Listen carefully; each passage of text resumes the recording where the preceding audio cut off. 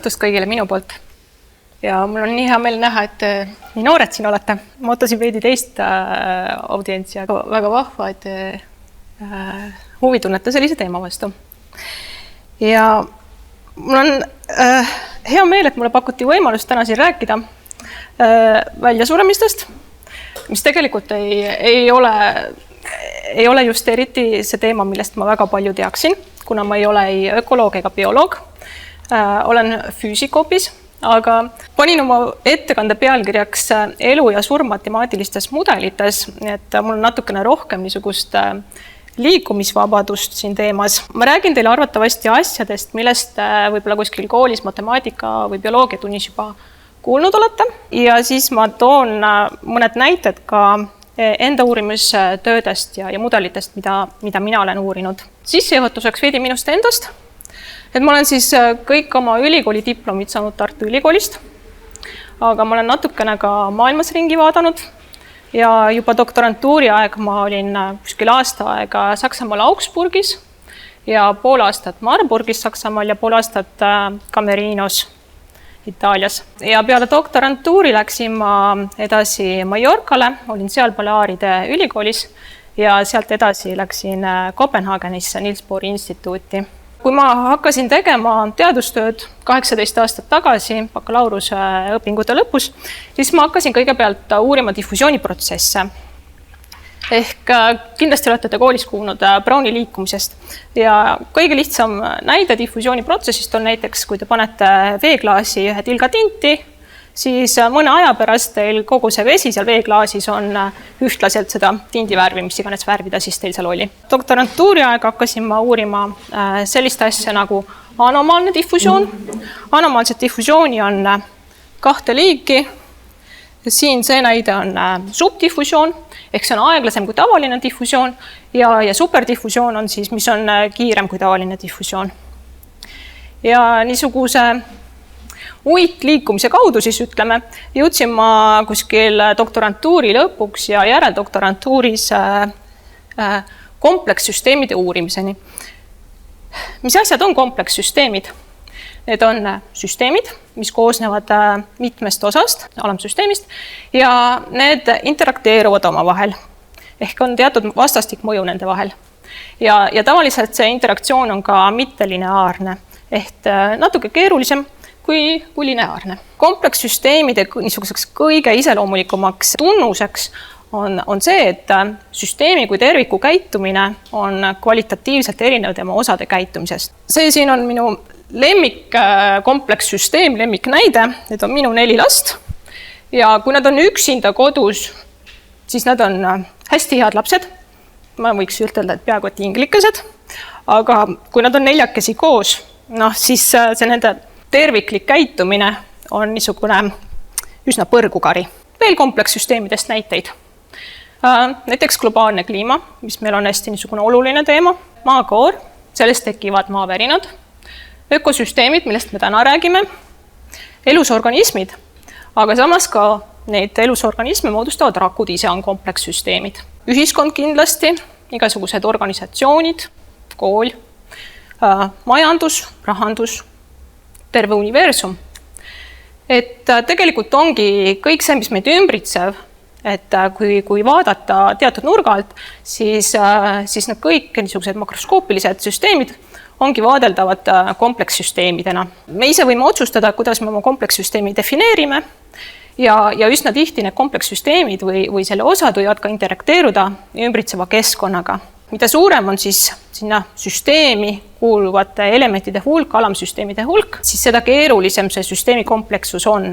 Ja nüüd viimaste aastate jooksul ongi aru saadud, et niisugused heterogeensus seal komplekssüsteemides on väga tihti niisugune võtmerolli mängiv asi. Aga samas võivad komplekssüsteemid olla ka homogeensed, et ongi, et kõik need osad on ühesugused. Aga üldiselt see heterogeensus on nagu niisuguse, on aru saadud, et see on hästi oluline teema. Nüüd komplekssüsteemide teooria siis kasutab matemaatilisi mudeleid, et neid süsteeme uurida, aru saada, mis nendes toimub. Ja on kujunenud välja nii, et komplekssüsteemide teooria on siis nüüd üks osa, üks haru füüsikast. ja et on seotud eeskätt statistilise füüsikaga, termodünaamikaga, mille kohta öeldakse ka soojusõpetus, siis juhuslike protsessidega, lotomäng näiteks on, eks ole, juhuslik protsess, mittelineaarsete protsessidega, kaose teooriaga ja võrgustike teooriaga. Ja hästi tihti on nii, et need komplekssüsteemid ongi niisugused hästi keerulised, kõik, mis vähegi on ka vähegi lihtne, see on juba ära ka uuritud ja hästi tihti need niisugused analüütilised meetodid, kus saabki paberi ja pliiatsiga lahendada ülesannet, need ei tööta siin ja hästi oluline on nende komplekssüsteemide modelleerimine ja arvutisimulatsioonid, mille kohta öeldakse ka arvutieksperimendid. Ja kindlasti on komplekssüsteemide teooria hästi interdistsiplinaarne, isegi distsipliinide ülene ja ta ühendab omavahel hästi erinevaid alasid, näiteks neuroteadust ja füüsikat või siis ökoloogiat ja füüsikat, isegi sotsioloogiat ja füüsikat, selle kohta on isegi uus termin välja mõeldud, sotsiofüüsika, majandust ja füüsikat, natuke olen mina seda ka uurinud, selle kohta öeldakse majandusfüüsika, või siis isegi rohkem kui 2 eriala, näiteks keeleteadust, ökoloogiat ja füüsikat. Ja see on ka üks uurimisteema, millega mina olen tegelenud. Ökosüsteemid, kuna nad koosnevad, eks ole, hästi paljudest organismidest, hästi paljudest liikidest, lisaks igasugused muud tegurid, siis on kindlasti nad komplekssüsteemid ja nad on kindlasti ka adapteeruvad komplekssüsteemid. Seal on oluline ka see kohanemine, õppimine, tagasiside. Kindlasti leiab aset iseorganiseerumine, millest ma teen teile ka hiljem väikse näite. Ja sünergia, mis siis tähendab seda, et see liidetavate summa on suurem, kui ta peaks olema, et 1 + 1 ei ole mitte 2, vaid 1 + 1 on näiteks 3 või 4. Kindlasti mängib ökosüsteemides olulist rolli ka mälu ja nad on üldiselt üsna vastupidavad ja kindlasti avatud süsteemid. Ja neid tasemeid, kuidas kirjeldada siis mingit ökosüsteemi, võivad olla hästi erinevad. Ja nüüd populatsiooni dünaamikast, millest me räägime, et siis on põhiliselt kas see tase, kus meil on üks mingisugune populatsioonliik või siis kui meil on rohkem populatsioone või liike, mis omavahel suhtlevad, mõjutavad üksteist. Aga kindlasti võib arvesse võtta ka teisi faktoreid, aga need on juba natukene keerukamad. Näiteks kui savannas, eks ole, on tulekahjud seal üsna perioodiliselt, et siis seda võib ka arvesse võtta.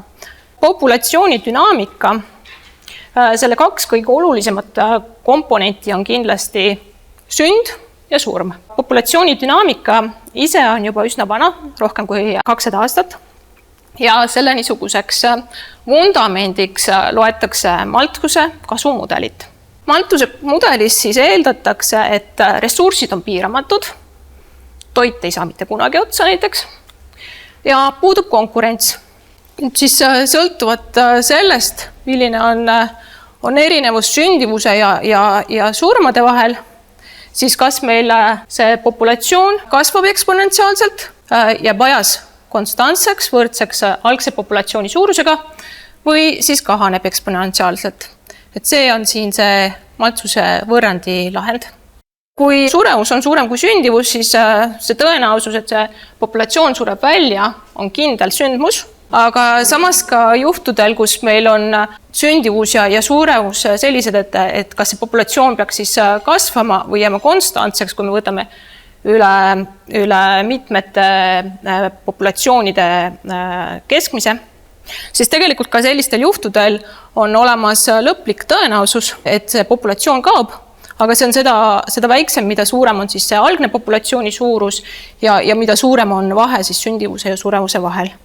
Aga jah, et isegi sellisel juhul, kui meil on eksponentsiaalne, põhimõtteliselt peaks olema vastavalt sellele võrrandile eksponentsiaalne kasv, siis tegelikult seal alguses, päris aja alguses, kui me hakkame seda süsteemi vaatlema, on tõenäosus, et see süsteem sureb välja. Ja sellest räägin natukese aja pärast uuesti. Mis ei ole nagu nii väga hästi teada, on see, et lisaks paljunemisele ja surmale on üheks oluliseks faktoriks, mis määrab organismide arvukuse ja nende ruumilise jaotusega indiviidide liikumine. Siin meil alles linnud rändasid, aga ka teiste indiviidide liikumine lisaks niisugusele suurele migratsioonile on oluline, ka näiteks bakterite populatsioonides ja ka niisugused sessiilsed liigid nagu näiteks taimed, mis on liikumatud, siis tegelikult nendel ka on eluaja jooksul mingisugune periood, kus nad saavad liikuda, taimed näiteks siis, eks ole, seemnete abil. Kuskil viimase 10 jooksul on aru saadud, et see liikuvus on tegelikult hästi oluline populatsiooni dünaamikas ja on isegi välja kujunenud uus niisugune teadusharu, movement ecology inglise keeles, ehk siis ma arvan, et see liikumise ökoloogia võiks nagu olla eesti keeles hea väljend küll. Võtame selle sama Malthuse mudeli, paneme siia sisse veel liikme ja see liige siis kirjutab meil seda liikuvust. Muus osas on see võrrand samasugune. Ja ega sellest liikmest, mis me siia selle liikumise kirjeldamiseks sisse panime, selle võrrandi lahend populatsiooni suuruse kohta ei muutugi. Ja see liikuvus siin võib olla näiteks kirjeldatav kas Browni liikumisega või siis Levi liikumisega. Levi liikumine on see, mis ma enne ütlesin, superdiffusioon ehk ta on kiirem kui see tavaline diffusioon. See on tegelikult looduses üsna oluline liikumisviis, sest nüüd lisaks sellele, et meil need organismid kuskil teevad uitliikumist, aeg-ajalt on niisugused hästi pikad hüpped nagu ja on näidatud, et see annab näiteks, kui on toidu otsimisega tegelevad loomad, et siis need pikad hüpped lõpuks see suurendab nende efektiivsust toitu leida. Et see on selles mõttes nagu hästi oluline liikumisviis ja mõned liigid ka näiteks alterneerivad, et kord nad liiguvad nagu Browni liikumisele vastavalt ja siis kui see nagu ei tööta, siis nad lülituvad sinna Levi liikumise peale. Kui me nüüd simuleerime oma mudelit, süsteemi, hoopis kasutades mudeleid, mille kohta öeldakse indiviididel põhinevat mudelitamine, et me ei kasuta niisugust matemaatilist võrrandit, vaid me teeme numbrilise eksperimendi simulatsiooni ja siin need punktikesed, igaüks siin tähistab niisugust ühte organismi ja sellepärast ongi see indiviididel põhinev mudeldamine ja me siis arvutame välja tõenäosuse, et mis nüüd on see tõenäosus, kas see indiviid siin paljuneb või sureb hoopis. Ja siis nad liiguvad ruumis. Kui nüüd siin võrranditest tuleks välja, et kui meil algselt on niisugune homogeenne jaotus organismidest ruumis, siis siit võrranditest tuleks välja, et ta peaks olema homogeenne ka mis iganes pika aja pärast. Need simulatsioonid näitavad, et lõpuks on sul tegelikult niisugused klastrid tekivad ja jääb järgi isegi ainult üks klaster. Et see klastrite suurus ja täpne kuju ja liikumine sõltub nüüd sellest liikumisest endast, nende indiviidide liikumisest, aga meil kindlasti tekib klasterdamine süsteemis. Ja miks see tekib, on see, et meil tegelikult on niisugused reproduktiivsed korrelatsioonid öeldakse, ehk see, et kui meil sünnib uus loom, uus indiviid, siis ta sünnib sinna, kus tema vanem juba on. Aga samas surm on, eks ole, pöördumatu protsess. Et kui meil kuskilt ruumi osast sureb ära populatsioon, siis ta ei teki sinna iseenesest. Et ainuke asi, kuidas seda saab siis täita seda ruumi seal on, et kui meil on piisavalt suur liikuvus, et sinna lihtsalt kuskilt mujalt lähevad teised indiviidid. Kui me näeme nagu andmetest, et meil on mingisugune ruumiline indiviidide jaotus, siis selle jaotuse põhjal me tegelikult saame nagu mõtelda ka, et mismoodi need indiviidid ise liiguvad. Verhulst ei olnud rahul sellise Malthuse mudeliga.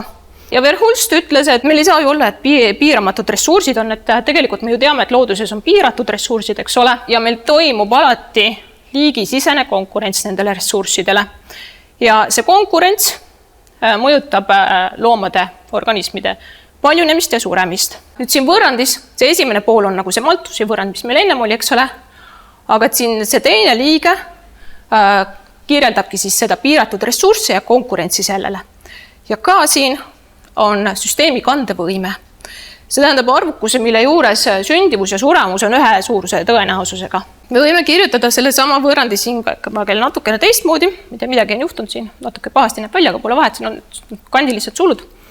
Ja me näeme, eks ole, põhimõtteliselt on see samasuguse kujuga, nagu see Malthuse võrrand, lihtsalt meil on siin üks niisugune lisa nii-öelda, me võime seda tähistada ka ühe tähega, koefitsient, ja see koefitsient on kindlasti väiksem kui 1. Ehk siit me juba näeme ära, et populatsioon, kui meil on konkurents, siis ta on väiksem, kui ta oleks juhul, kui me konkurentsi arvesse ei võta. Ja selle võrrandi lahend siis näeb välja selline, aga no lase võrrand olla, et vaatame pilti. Pildi peal on siis see kõver siin. Ja me näeme, et alguses tegelikult, kui meil on alles nagu me hakkame oma süsteemi vaatlema, siis alguses ka see lahend siin kasvab eksponentsiaalselt, ent seejärel võrreldes eksponentsiaalse Malthuse kasvuga ta aeglustub ja läheb teatud konstantse väärtuse peale, mis siis oli see süsteemi kandevõime. Ja siin piirkonnas on niisugune aeglane kasv, siin on kiire kasv ja siin on taas aeglane. Ega ta päris konstantseks loomulikult päris elus ei jää, vaid ta siis fluktueerub siin selle väärtuse ümber enam-vähem. Nüüd ka süsteemi kandevõime võib olla ajas varieeruv, näiteks ta võib olla perioodiline, tüüpiliseks näiteks on aastaaegade vaheldumine ja siis ka populatsiooni suurus muutub perioodiliselt. Süsteemi kandevõime võib sõltuda ka sellest, milline oli populatsiooni suurus varasemal ajal ja kuidas ta siis seda keskkonda, kus ta ise samal ajal elab, mõjutas. Ehk meil on süsteemis niisugune nagu tagasiside, et sa ise mõjutad oma tulevikku sõltuvalt sellest, milline siis see minevik oli. Logistilist võrrandit kasutatakse mudeldamaks ka muid asju kui lihtsalt niisugune ökoloogiline konkurents. Et kindlasti teda kasutatakse meditsiinis, näiteks on kasvajate käitumine või siis viiruste levikul, samuti õppimise protsessides, mis siis on nii inimõppimise puhul kui ka masinõppimise ehk kuidas me üritame oma arvutitele õpetada, kuidas õppida ja ka innovatsiooni levikule mudeldamisel näiteks kasutatakse logistilist võrrandit. Ja innovatsiooni levik ise on oluline nii keeleteaduses, sotsioloogias kui ka majandusteaduses. Ja siin joonise peal ongi üks näide innovatsiooni diffusioonist. Ja hästi oluline on siin ka, et kui see sinine joon nüüd siin näitab see nii-öelda inimeste jaotust, et need siin on nii-öelda innovaatorid ja siin on meil nii-öelda tagurlased, kes ei taha innovatsiooni vastu võtta. Ja keskel on siis niisugused tavalised inimesed, et okei, et võib ju proovida mingi aja pärast. Aga siin need innovaatorid on need tegelikult, kes otsustavad ära, mis sellest innovatsioonist saab. Kui innovaatorid ei võta innovatsiooni vastu, siis see innovatsioon nii-öelda kaobki ära, sureb välja.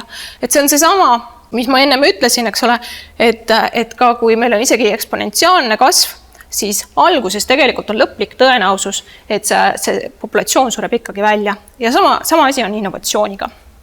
Nüüd üks väike näide minu enda uurimistööst. Kui meil on niisugune süsteem, olgu need näiteks bakterid, ja nad liiguvad siin ruumis ringi ja nad kõik interakteeruvad oma vahel ehk konkureerivad üksteisega absoluutselt kõigiga siis nendele ressurssidele.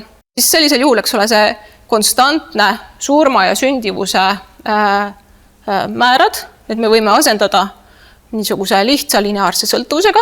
Ehk mida rohkem on süsteemis sul konkurente, seda kehvemini sinul läheb. Et kas siis sinu surmatõenäosus suureneb või paljunemise tõenäosus väheneb või võib võtta ka, et paljunemise tõenäosus jääb konstantseks, ainult surevus suureneb või siis vastupidi, et surevus jääb konstantseks ja ainult paljunemine väheneb. Ja need koefitsientide alfa ja beta siin iseloomustavad, nende summa on konkurentsi intensiivsus.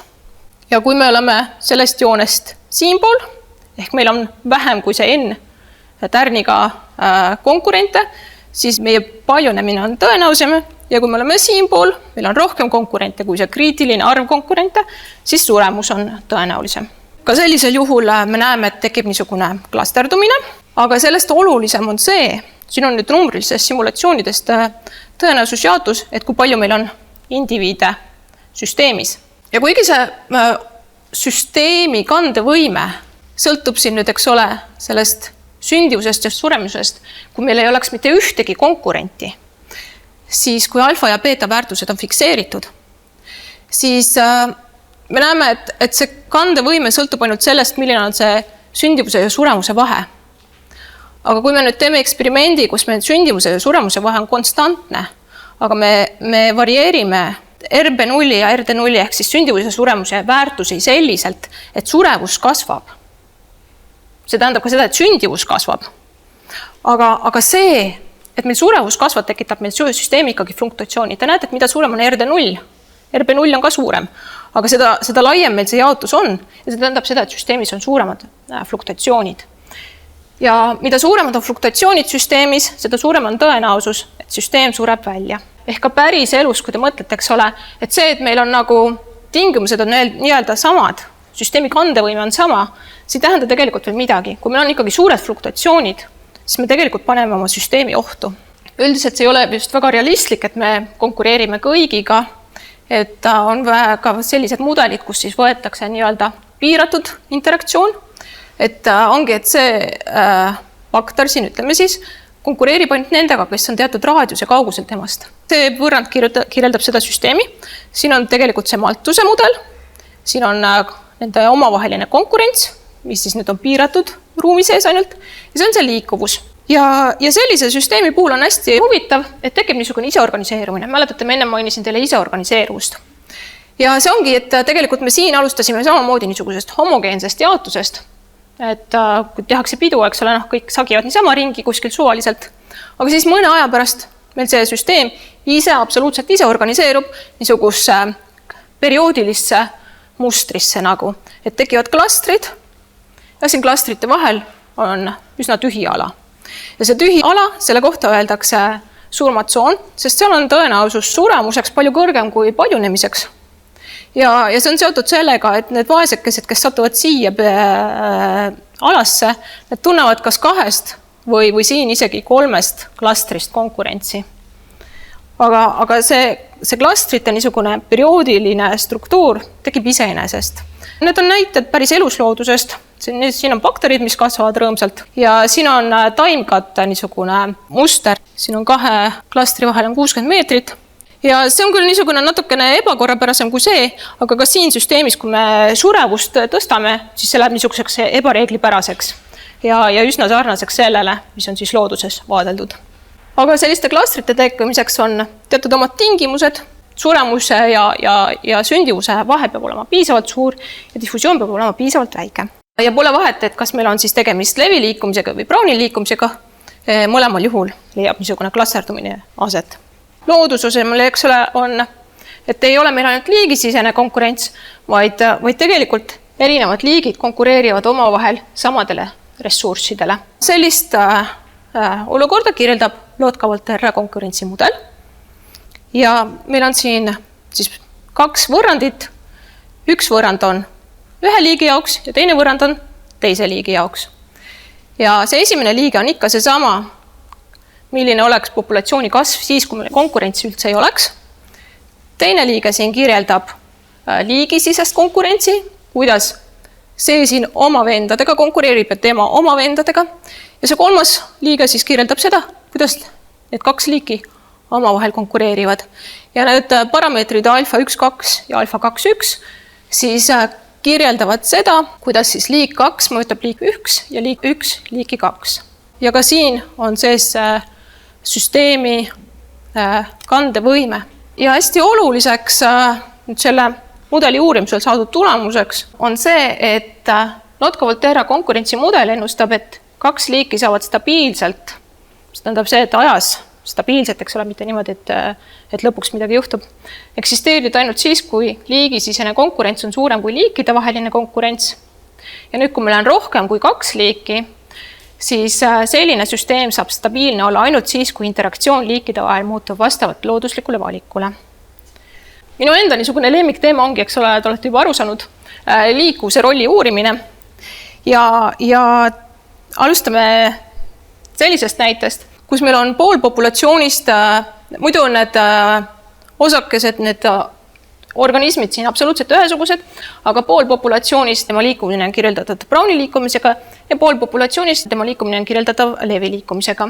Niisugune konkreetne näide võiks olla E-kooli populatsioon siis ja eksperimentaalselt on vaadeldud, et osad neist liiguvad siis jah, tõesti Browni liikumisega vastavalt ja osad siis vastavalt Levi liikumisele. See on nagu meie algne olukord.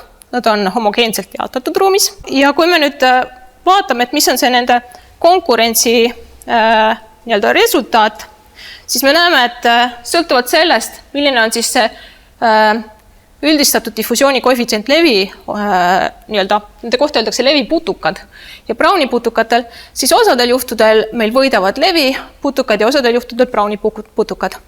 Ja konkurentsis jääb üldiselt peale see populatsioon, mis moodustab tugevama klastrit. Tugevam klaster tähendab seda, et on kompaktsem ja seal on ka rohkem organisme. Aga teatud ruumi piirkonnas me näeme ka, et on niisugune koos eksisteerimine. Ja see pilt, mis vastab sellele koos eksisteerimine, on järgmine. Et need Browni putukad moodustavad hästi tugevad klastrid, aga samas nad on liiga vähe liikuvad, nii et nad ei saa minna siia ruumi piirkonda, mis algsete fluktuatsioonide tõttu, need on nende leviputukate poolt okupeeritud. Aga need leviputukad, kes on küll hästi liikuvad, nemad ei saa ega minna ega konkurentsis võita siin klastrites, sest need on nende jaoks liiga tugevad. Siin on niisugune väike näide, et kui meil on süsteemis, on küll kõik on näiteks Browni putukad, aga igalühel on oma erinev, siis nüüd, kui see süsteemi diffusiooni koefitsient, keskmine diffusiooni koefitsient algselt on väike, siis siin tegelikult on niimoodi, et igas nišis võidab erinev liik, aga suuremate diffusiooni koefitsientide puhul on lõpuks meil ainult üks võitja süsteemis. Tulen tagasi selle evolutsiooni rolli juurde. Ennem saime mainitud, et kui meil on mitmest liigist koosnev süsteem, siis on leitud, et see saab stabiilne olla ainult siis, kui interaktsioon liikide vahel muutub vastavalt looduslikule valikule. Ja ma teen siin sellise näite, et kui meil on võremudel, mis tähendab põhimõtteliselt seda, et meil on see simulatsiooni ala või see ala, mida me vaatleme, jagatud lihtsalt ruutudeks nagu matemaatikavihik. Ja meil on seal mingisugused teatud sessiilsed liigid, näiteks samblikud. Ja need konkureerivad üksteisega ruumile ja nende omavahelised interaktsioonid muteeruvad. Et kas see liik saab seda ala endale vallutada, mis on selle teise liigi oma praegult või mitte. Ja oluline on ka see, et igal interaktsioonil on hind. Et looduses on ikka see, et näiteks paabulinul, eks ole, et selleks, et olla emaste hulgas atraktiivsem, selleks on paabulina, mida suurem saba tal on, seda atraktiivsem ta on. Samas see suur saba, selle hind on see, et ta on kergem saak lõvile näiteks. Sest saba on lihtsalt raskem ja ei lase tal lennata nii hästi ära. Ja mis me siis leidsime, on see, et esiteks võrreldes endiste mudelitega, siis sellises süsteemis see mitmekesisus, mis me lõpuks näeme, et meil on, kui palju meil erinevaid liike on siin, on oluliselt suurem kui analoogses süsteemis, kus uued liigid ei teki mitte evolutsiooni teel, vaid nad tulevad kuskilt mujalt sinna süsteemi sisse immigratsiooni teel. Me näeme ka, et meil on nüüd siin niisugused perioodid, kus meil on suur mitmekesisus ja see vastab sellele, kui meil on ka suur niisugune fragmenteerumine.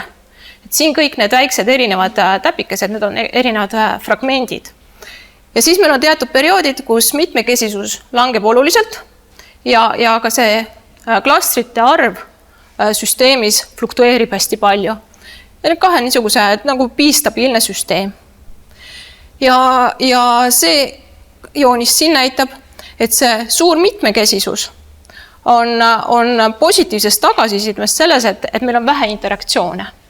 Ehk mida vähem sa interakteerud teiste liikidega, seda kindlam nagu on see, et sa ellu suudad jääda. Ja see näitab siin siis seda ka, kuidas populatsioon käitub ajas. Ehk algselt, kui meil on uus mutatsioon, meil on populatsioon väike, seejärel populatsioon kasvab, mõne aja pärast taas väheneb ja siis võib ta jääda väga pikaks ajaks niisuguseks väikseks populatsiooniks. Kui me räägime elust ja surmast matemaatilistes mudelites, siis me ei saa mitte kuidagi minna mööda Lotka ja Volterra saaklooma ja kiskja mudelist. Siin siis liigid 1 ja 2, üks on saakloom, teine on kiskja. Taaskord on meil 2 võrrandit. Ja siin nüüd see teine liige siis kirjeldab seda, kuidas see kiskja mõjutab saaklooma populatsiooni, aga saakloomal on piiramatud ressursid, nii et kui kiskeid ei oleks, siis saakloomad kasvaksid, nende populatsioon kasvaks eksponentsiaalselt. Samas, kui saaklooma ei oleks, siis kiskjad sureksid väga ruttu välja, sellepärast on siin ees miinus. Aga kui saakloomad on, siis nende olemasolu mõjutab positiivselt kiskjate populatsiooni. Ja eeldatakse siin siis, et kiskja toitub ainult sellest ühest saakloomast. Selle saakloomaga ei juhtu mitte midagi, sest ressursid on piiramatud. Nii et kui meil mitte mingisuguseid muid faktoreid ei oleks päris elus, siis olekski meil niisugune ajas perioodiline käitumine. Kui saakloomade arv kasvab, siis mõne aja pärast kasvab ka kiskjate arvukus. Ja selle tulemusena, et kiskjate arvukus kasvab, siis saakloomade arvukus hakkab kahanema, mis omakorda tekitab selle, et ka kiskjate arvukus hakkab kahanema ja nii edasi ja nii edasi. Lisaks konkurentsile ja kisklusele, eks ole, on liikide vahel veel ka teistsuguseid interaktsioone, näiteks sümbioos, millel on ka veel omad niisugused alaliigid, kas siis positiivne, negatiivne või negatiivne ja neutraalne. Aga mis on oluline meeles pidada on see, et kui meil üks liik sureb välja, siis tegelikult meil ju päris süsteemis ei oleks ole niimoodi, et meil ongi, et üks liik toitub ainult ühest teisest liigist, vaid meil tekib süsteemis iga liigi väljasuremisega tegelikult mingi teatud dominoefekt, sest meil on tegelikult saaklooma kiskja ahelad. Hästi tavaline on ka see, et niisugust süsteemi, siis kus meil on rohkem liike, mis omavahel interakteeruvad, uuritakse kasutades võrgustikke. Sellest ma teile täna ei räägi üldse, aga lihtsalt teadmiseks, et ka need võrgustike teooria on hästi oluline ökoloogias. Võib-olla isegi üks kõige olulisematest niisugustest matemaatilistest mudelitest. On veel igasugused muud tegurid bioloogilistest süsteemides ja mul tuleb alati sellistel puhtudel meelde üks kolleeg, kes on ka füüsik. Ükskord rääkis loo, et kuidas ta üritas botaanikutega koostööd teha ja mingit süsteemi kohta mudelit koostada. Kui tema juba hakkas oma mudeli formuleerimisega kuhugi jõudma, siis tuli see botaanika ja ütles, et ei, see ei lähe kohe üldse mitte, sest tead, siis on veel see oluline asi ja see oluline asi ja see oluline asi, mis me peame arvesse võtma. Ka näiteks, eks ole, allee-efekt on hästi oluline asi. Ja tähendab seda, et kui meil populatsioon on liiga väike, siis tegelikult ei ole see, mis meil nagu siiamaani on olnud, et me eeldame, et meil populatsioon hästi rõõmsasti kasvab, sest konkurente on ju vähe, vaid tegelikult allee-efekt siis võtab arvesse seda, et kui populatsioon on liiga väike, siis tegelikult paljunemine hoopis väheneb. Aga mis on nagu siin sõnum, mis kaasa võtta, on see, et tegelikult kui me mudeldame ja me tahame teha ühte head mudelit, siis hea mudel kaasab üksnes need elementide vahelised seosed, mis on olulised süsteemi kvalitatiivselt oluliste omaduste seletamiseks. Ehk kui me tahame võtta arvesse absoluutselt kõike, siis me ei tee mitte mudelit, vaid me kirjeldame olukorda. Ja me ei saa lõpuks aru, et mis mida mõjutab. Aga mudeli puhul me tahame aru saada, et mis on nagu see nii-öelda võtmetegur, mis siis põhimõtteliselt, välja arvatud võib-olla mõned väikesed detailid, seletabki sulle ära, et kuidas see süsteem töötab. Selle põhimõtte kohta öeldakse Ockhami habemenoa printsiip. Albert Einstein on ütelnud, eks ole, et kõik peab olema nii lihtne kui võimalik, aga mitte lihtsam. Et see ongi põhimõtteliselt ühe hea mudeli niisugune nagu definitsioon. Ja muidugi skeptikud siis ütlevad, eks ole, et kõik, mis on lihtne, see on vale. Et põhimõtteliselt see ongi õige, aga sellele vaatamata lihtsalt mudelid aitavad meil tegelikult mõista, mis on päriselt oluline. Jõudes lõpuks ometi väljasuremiste juurde, siis on hinnatud, et 99% enam kui 5 miljardist kunagi maal elanud liigist on tegelikult välja surnud. Et elu ja surm ja väljasuremine ongi tegelikult mõnes mõttes niisugused loomulikud asjad. Ja viimase 542 miljoni aasta jooksul on olnud 5 niisugust massväljasuremist, mille jooksul siis on välja surnud kuskil 60–95% tollal eksisteerinud liikidest. Ja lisaks sellele on toimunud veel ka mitmeid niisugusi väiksemaid massväljasuremisi. Ja nendeks massväljasuremisteks on olnud erinevaid põhjusi. Näiteks asteroidi kohtumine maaga või siis vulkaanipursk, et merevee vähenemisest põhjustatud hapnikupuudus või mis iganes veel. Ja kahtlemata nendel väljasuremistsündmustel on evolutsioonile väga oluline mõju, sest kui meil mingisugune nišš, eks ole, vabaneb, siis teised liigid saavad sellega kohanduda, selle enda elupaigaks ümber ennast kohandada sellega ja enda elupaigaks võtta. Aga samas on oluline ka mõtelda sellele, et elurikkuse taastamine võib võtta miljoneid aastaid, mis tegelikult võib-olla isegi, eks ole, meie ajaskalas on pikk aeg, aga looduses võib-olla isegi ei ole nii pikk aeg. Aga igal juhul on see pikk aeg. Positiivne uudis on ka, et kuigi siin on olnud need erinevad massväljasuremised, siis tegelikult liikide arvukus maal on kasvanud päris kõvasti. Ja samas niisugune taustkiirus, millega liigid välja surevad, on vähenenud. Ja on hinnatud, et praegu võiks taustkiirus olla kuskil 1–2 liiki miljoni liigi kohta aastas. Palju liike täpselt maa peal on, seda ei teata. Kirjeldatud on kuskil 1,5–2 miljonit, kui ma ei eksi, aga siis erinevad teadlased arvavad erinevad, mõni isegi pakub välja, et meil võiks olla 10 miljonit liiki, aga meil lihtsalt 80% ei tea. Aga halb uudis on see, et on hinnatud ka seda, et kuskil viimase 100 aasta jooksul on näiteks selgroogsete väljasuremiskiirus 100 või isegi rohkem korda kõrgem, kui see taustkiirus on. Ehk tegelikult me elame 6. mass väljasuremise ajal. Ja siin joonise peal siis oleneb siis, kas me võtame ülimalt konservatiivse hinnangu või konservatiivse hinnangu. Igal juhul see taust väljasuremise kiirus on siin väga madal ja siis see, mis tegelikult toimub, on palju kõrgem. Ilmselgelt inimestel on oma väga suur osa siin. Kas me oleme ainukesed süüdlased, seda vaevalt, aga kindlasti inimtegevusel on oma oluline osa. Ja minu jaoks see joonis siin on üsna niisugune muljetavaldav, et see on siis inimpopulatsioon maa peal väga pika aja jooksul, 10 000 aastat enne Kristust ja sealt veel allapoole, eks ole. Aastal 1800 oli meid 1 miljard, 2011 7 miljardit ja täna siis 7,8 miljardit. Ja siin joonise peal on välja toodud aastast 1820 inimpopulatsioon ja siis regiooniti. Ja me näeme, et kuskil 1950 on Aasias hästi kiire populatsiooni kasv toimunud. Nüüd, mis puudutab tulevikku, et mis võiks olla siis inimpopulatsiooni kandevõime, et siin on välja pakutud erinevad stsenaariumi. Üks näeb ette, et võiks äkki mingil hetkel hakata kahanema siin varsti.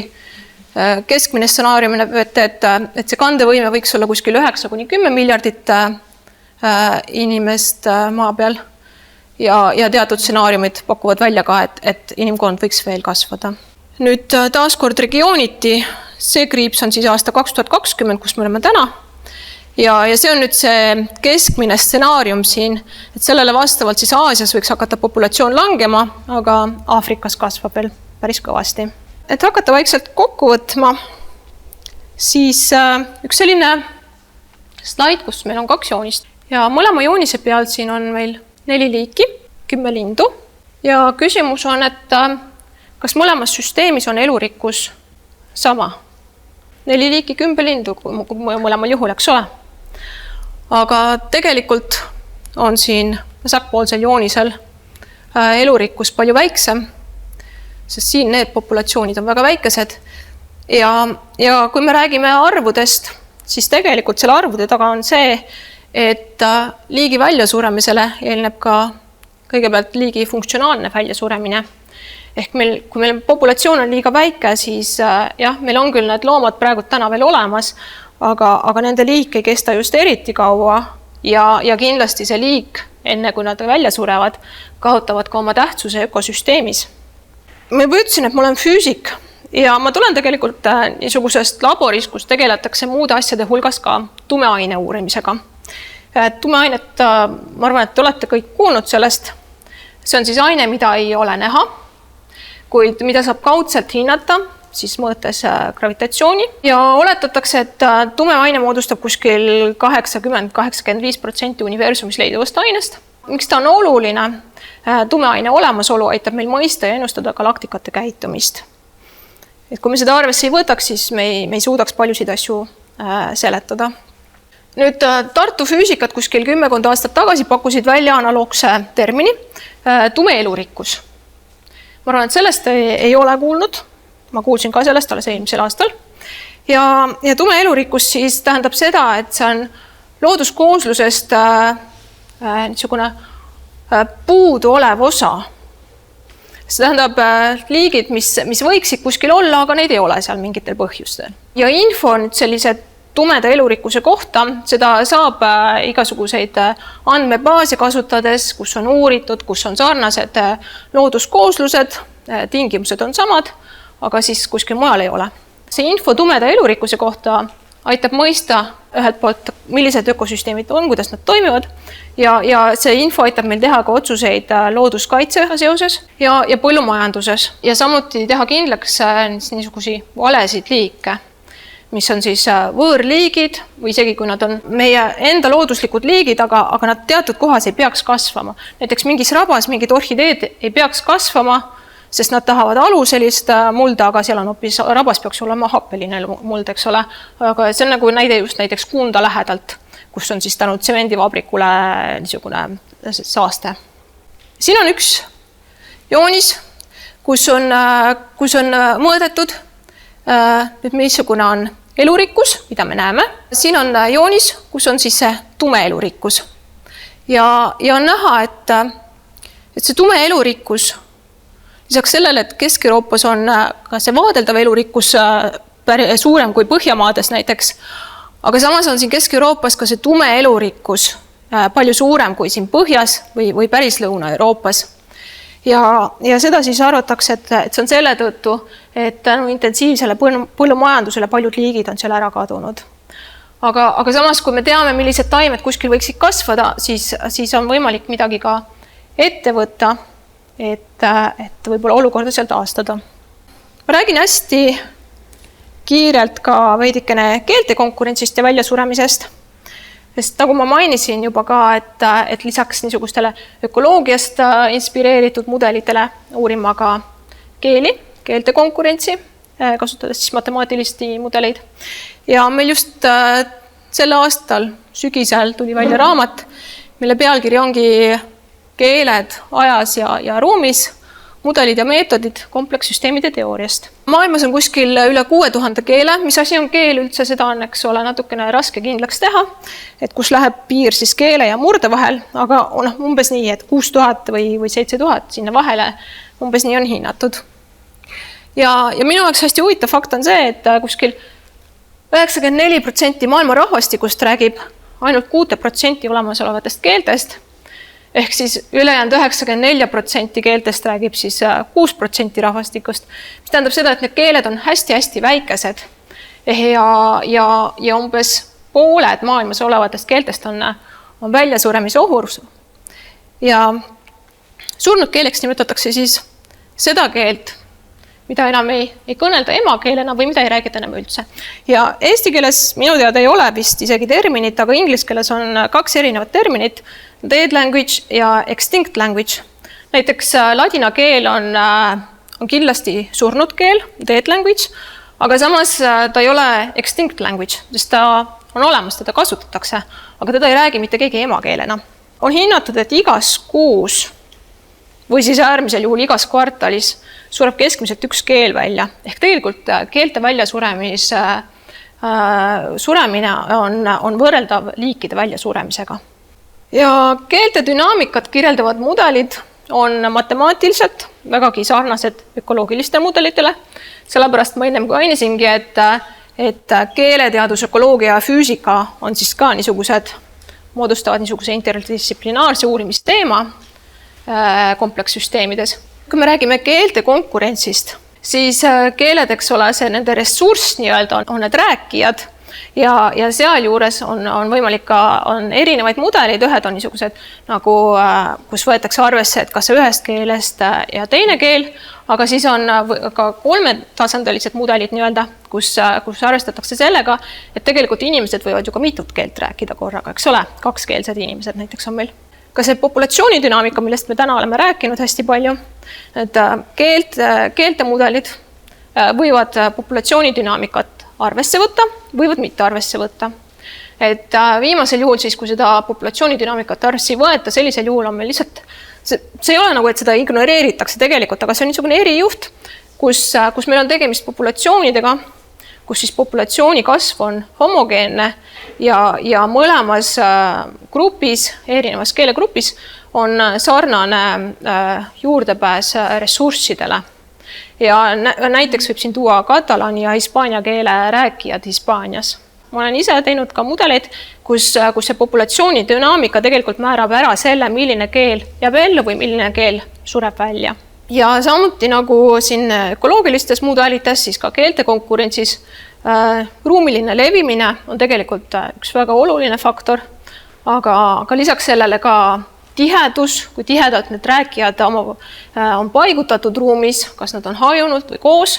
Suur osa mudelitest ennustab seda, et konkurentsis jääb ellu tegelikult ainult üks keel. ja välja mõtelda mudeleid, kus on niisugune keelte koos eksisteerimine, et seal on tegelikult üsna spetsiifilised tingimused selle koos eksisteerimise jaoks. Aga samas kindlasti need mudelid aitavad meil mõista, et millistel tingimustel siis on võimalik niisugune koos eksisteerimine saavutada. Ja mis ma oskan teile lõpetuseks öelda, tulles tagasi selle juurde, et kas mudelitest on üldse mingit kasu, kuna mudel on alati kindlasti väga suur niisugune lihtsustus võrreldes sellega, et mis probleemid meil päriselt elus on, sest muidu ta ei oleks ju mudel, siis jah, õige on see, et kõik mudelid ongi valed. Aga nagu siin ka Irja Lutsar alles hiljuti ütles seoses COVID-iga, siis kuigi kõik mudelid on valed, siis mõned neist võivad olla kasulikud ja võivad anda meile olulist informatsiooni, et me mõistaksime, mis siis toimub ja võib-olla ka seda, et mida teha või mida mitte teha. Kas kellelgi on küsimusi? See konkreetne väljend oli nagu mudelites, nii nagu ka nendes psühholoogilistes mudelites on kõige tüüpilisem olukord on, eks ole see, et uuritakse, kui sul on 2 liiki või 2 keelt, kes siis omavahel konkureerivad. Et on tehtud ka mudeleid, kus on näiteks 3 või rohkem, kas siis liiki või keelt. Nüüd seda, et nagu päris maailmas jääb ainult 1 keel järgi, seda ma arvan, et nagu päris kindlasti ei juhtu, sest meil on lihtsalt niivõrd palju nii-öelda kaitsemehhanismi, et üks asi on kindlasti poliitilised piirid. Kõige, kus nad on nagu aktuaalsemad, on just nende nii-öelda kaitsmata keelte puhul, mis on pigem niisugused, võib-olla mida me murreteks loeme, et see, mida kuskil loetakse murdeks või keeleks, et see on tegelikult hästi segane teema. Ja on ka näiteid, kus mingil hetkel, kus on olnud nii-öelda suur üks riik, on loetud 2 murdeks, siis on tekkinud, eks ole, et tehti 2 eraldi riiki ja siis nad on keelteks saanud nii-öelda ametlikeks. Et see, et kogu maailmas jääb ainult 1 keel, seda kindlasti ei juhtu, sest kui meil on ikkagi riigid ja riigikeeled, siis need on nii-öelda kaitse all. Aga just, et vaadelda need väiksed keeled, et need on nagu kõige niisugune problemaatilisem koht. See oleks minu poolt kõik. Aitäh!